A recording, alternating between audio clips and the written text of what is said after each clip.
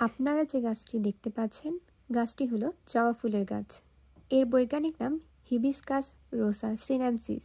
এটি মালভেসি গোত্রের উদ্ভিদ। জবা একটি চিরসবুজ গুল্ম জাতীয় গাছ।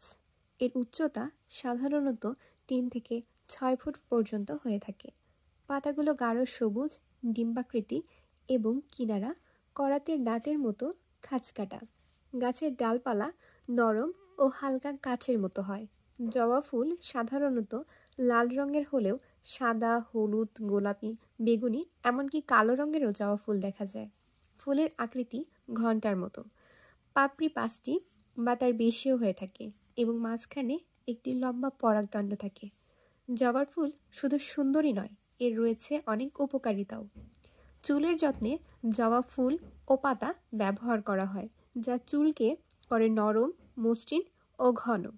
এছাড়াও জবার ফুল আয়ুর্বেদিক ওষুধে ব্যবহার করা হয় নানা ধরনের রোগ নিরাময়ে। এই গাছ রোদের আলো পছন্দ করে এবং নিয়মিত পানি দিলে ভালোভাবে বেড়ে ওঠে। গ্রামের বাড়ি থেকে শহরের ছাদ সব জায়গাতেই এই গাছটি সৌন্দর্য বাড়িয়ে তোলে।